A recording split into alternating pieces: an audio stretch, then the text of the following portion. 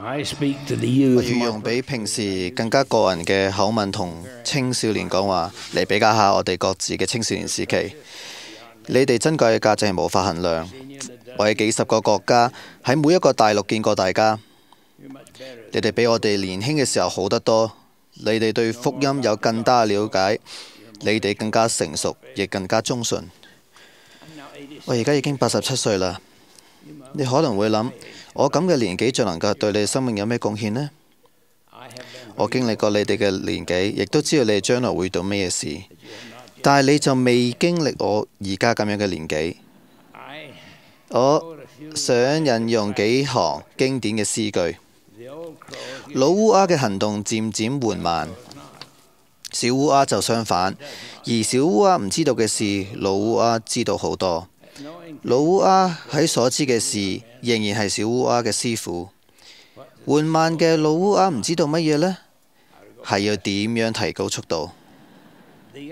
小烏鴉喺緩慢嘅老烏鴉身邊飛上飛落，仲兜住佢轉圈。呢隻迅速嘅小烏鴉唔知道乜嘢呢？就係去邊度啦。呢首唔係華茲華斯寫嘅詩，但仍然係經典。喺你哋年輕人成長嘅喺敵人勢力範圍入邊，充斥住各樣嘅事喺世界上發生，以及道德標準下降。我哋喺經文上得知，天上曾經有一次戰爭，路西弗反叛，同佢嘅徒眾一齊被拋到地上。佢決心阻撓天父嘅計劃，試圖控制所有人嘅思想同行為。呢種係屬靈嘅影響力，而佢遍佈大地。即使係有對立、考驗同埋誘惑，你哋唔需要失敗或者恐懼。喺我17歲嗰年，當我以為就將要好似一個普普通通嘅學生咁樣喺高中畢業，一個禮拜日嘅早上，我哋周圍嘅事突然之間徹底改變。第二日學校要求我哋禮堂，台上邊有張凳仔同一部收音機。校長開咗部收音機，跟住我哋聽到總統羅斯福嘅聲音。佢宣布珍珠港受到轟炸，而美國正式已經向日本開戰。後嚟同樣嘅情景又再重演，我哋又聽到總統羅斯福嘅聲音。呢次佢話我哋嘅國家已經同德國開戰啦。第二次世界大戰就喺各地爆發。突然間，我哋嘅未來充滿變數，我哋唔知道將會發生乜嘢嘅事。我哋究竟能唔能夠活着結婚而成家呢？今日有戰爭和戰爭的風聲，全地都騷動。青少年，你哋可能覺得生命好難預料，又冇安全感。我要勸告同教導你哋，並提出警告，關於一啲應該做同唔應該做嘅事。福音計劃係偉大的幸福計劃，家庭就係呢項計劃嘅核心。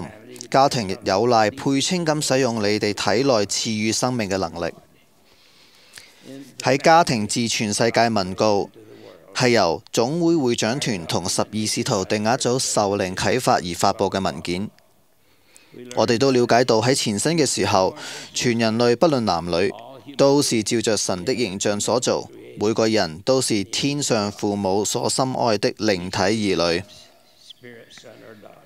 正因為這樣，每個人都有神聖的特性及目標。性別係基本特徵，喺前生時就已確立。我們進一步宣告，神已命令只有合法結婚成為夫妻的男女，才能運用此神聖的生育能力。路西弗同佢嘅徒眾為自己帶嚟極大嘅懲罰，就係佢哋冇辦法擁有骨肉嘅身體。你哋面對嘅眾多誘惑，而當然最嚴重嗰啲都同你哋嘅身體有關。你哋唔單止有創造下一代身體嘅能力，你哋同時間都有選擇權。先知約瑟斯密教導我哋，有身體的個體有能力支配沒有身體的個體。所以每個生活喺世上擁有骨肉身體嘅靈魂，最終都會有力量支配敵人。你會因為身體嘅本質而遭到誘惑，但係你亦都有能力克服魔鬼同佢嘅使者。喺我哋高中畢業之前，好多個同學都已經去到戰場，而當中亦都有啲人戰死沙場。我哋其餘嘅人好快都入伍嘞。我哋並唔知道未來究竟我哋會唔會喺戰爭入邊生存。我哋返嚟嘅時候會唔會人面全非？由於我認定會被徵召，所以我就加入咗空軍啦。好短時間內，我就喺加州聖安納接受飛行前嘅訓練。我當時未對福音嘅真實性抱有堅定嘅見證，不過我知道我嘅福音進修班教師阿伯、里奇同約翰李利維特知道福音係真實。我聽過佢哋嘅見證，而我相信佢哋。我同自己講，我會先依靠佢哋嘅見證，直到我得到自己嘅見證。而我真係咁樣去做。我聽過關於教長祝福，但自己仲未接受一個。每個支聯會都有一位經過按立擁有預言之靈同啟示之靈嘅祝福教長。佢被授權將屬於個人同私人嘅祝福給予嗰啲被主教推薦而嚟嘅人。為咗攞到推薦書，所以我寫信俾主教。羅蘭德桑史東當時係聖安納支聯會嘅祝福教長，佢對我一無所知，亦從來未見過我，但係佢俾咗一個祝福俾我。喺祝福詞入邊，我得到答案同指引。雖然教長祝福係極之私人嘅，但係我想要分享我祝福入邊嘅一小段。你將透過聖靈的低語得到指引，你將獲得警告，知道哪裏有危險。只要你留意那些警告，天父就會祝福你，使你能再次與所愛的人團聚。雖然只要呢個字係好細嘅，但睇起嚟就好似霸住成張紙咁大。只要我遵守誡命，只要我留意聖靈嘅提示，我就會蒙福喺戰場度返嚟。雖然洗禮嘅時候我已被授予呢項嘅恩賜，但當時嘅我並唔知道聖靈係乜嘢，同埋嗰啲嘅提示係點樣發揮作用。我所需要知道關於聖靈提示嘅事，我喺摩爾門經入邊揾到。我讀到天使藉着聖靈的力量講話，因此他們講的是基督的話，所以要飽享基督的話，因為看啊，基督的話必指示你們所有當做的事。或者我喺睇摩爾門經學到一件最美好嘅事，就係聖靈嘅聲音係一種感覺，而唔係一種聲響。你會學到就如同我學到咁樣，去傾聽嗰種感受，而唔係聽到嗰個聲音。尼菲斥責佢嘅哥哥，講到：你們曾見過一位天使，他對你們講過話。是的，你們不時聽到他的聲音。他從用微小的聲音對你們講話，但是你們已麻木了，不能察覺到他的話。有啲人批評話呢幾節經文有誤，因為你係聽到其他人講嘢，而唔係感覺到。但係只要你稍為了解屬靈嘅溝通，就會知道描述當時狀況最佳嘅字眼就係感覺。你應該會同意聖靈嘅恩賜會指引同保護你，甚至糾正你嘅行為。呢啲係一種屬靈嘅聲音，好似思想咁樣進入意念，或者係好似感覺咁進入你嘅內心。先知以羅士形容話：主的聲音進入我心中。而主話俾奧利弗：考得你知道，看啊，我將藉着臨到你的聖靈，在你的意念和心中告訴你。冇人期望你一世人完全唔會犯錯，不過喺你犯大錯之前，聖靈嘅提示必定會警告你。呢項嘅應許係適用喺教會所有嘅成員。有啲人會犯極為嚴重嘅錯誤，違反福音律法。我要喺呢度提醒你哋記住贖罪、悔改同完全嘅寬恕，直至你哋能夠再度潔淨。主話：看啊，凡悔改自己的罪的，就被寬恕。我主不再記住那些罪。如果敵人因為你嘅罪而將你哋俘虜，我要提醒你哋，你哋所擁有能夠喺內部打開監獄大門嘅鎖匙。你哋能夠透過救主耶穌基督嘅贖罪犧牲而被潔淨。當你陷入困境嘅時候，可能你會覺得已經犯咗或大或小嘅錯誤，而唔值得再被拯救啦。或者亦都同時覺得自己已經迷失。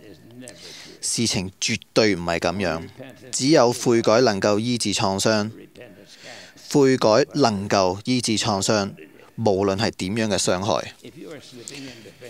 如果你淨係參與一啲唔應該參與嘅事情，或者同你交往嘅人帶你去錯誤嘅方向，而家呢一刻就係維護你獨立自主選擇權嘅時候。要傾聽聖靈嘅聲音，你就唔會誤入歧途。我想再講多次，今日嘅青少年成長喺道德日益下降嘅呢個敵人嘅勢力範圍入邊，但係作為主嘅僕人，我應許你哋會獲得保護同庇佑，唔會受到敵人嘅攻擊，只要你願意留意嚟自聖靈嘅提示。衣着要端莊，談吐要虔敬，聽嘅音樂要振奮人心，避免一切唔道德同貶低人格嘅行為，要掌握自己嘅生命，同埋命令自己勇敢忠信。由於我哋十分仰賴你哋會因為咁而大大蒙受祝福。慈愛嘅天父一直看顧緊你哋。自從我覺得需要依靠福音進修班教師嘅見證，到而家今日，我嘅見證嘅力量已經有啲改觀啦。今日我要依靠其他人行走，唔係因為懷疑屬靈嘅事，而係因為我嘅年紀同細個所患嘅小兒麻痹。我相信、了解同知道福音以及救主耶穌基督嘅寶貴真理。身為佢嘅特別見證人，我要見證喺前身開始嘅呢場戰役，結果係毫無疑問嘅。路西弗係一定會輸嘅。我哋之前提到烏鴉，你哋呢啲小烏鴉唔需要毫無目標咁亂飛，又唔知道前面嘅道路。有一啲人係知道呢條路嘅。主耶和華若不將奧秘指示他的僕人眾先知，就一無所行。主已經根據權約同議會嘅原則組織咗佢嘅教會。喺教會嘅最高管理層入面，有15個人蒙支持為先知、先見同啟示者。總會會長團同12使徒定一種，每位成員都持有指導教會必要所有嘅聖職權約。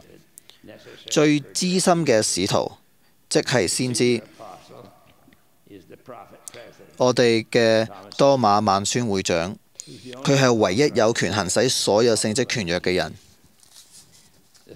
經文要求總會會長團同12使徒定一組，以議會嘅方式一齊工作，而且議會入邊嘅決議必須一致通過。實際真係咁樣，我哋信任主會指引道路，並且只要求完成佢嘅旨意。我哋知道佢俾咗我哋個人甚至整體非常非常大嘅信任。你必須學會專心仰賴耶和華，不可依靠自己的聰明。你必須信實可靠，身邊嘅朋友都必須想成為咁樣嘅人。你可能會有次我做青少年時期唔會有咁嘅諗法，有時會忍唔住會諗，環境咁樣演變，世界末日就近在眼前。喺我做完我應該做完嘅事之前，世界末日都已經嚟臨啦。事實唔係咁，你可以期待所有要做嘅事，結婚、成家、見到啲孫，甚至曾孫。如果你遵守呢條原則，就會受到看顧同保護，並且藉住聖靈嘅提示，自己會知道應該走邊條路，因為藉住聖靈的力量，你們可以知道一切事情的真實性。我應許你哋呢件事會咁發生，讓呢啲祝福都傾住喺你哋身上。奉耶穌基督嘅名，阿門。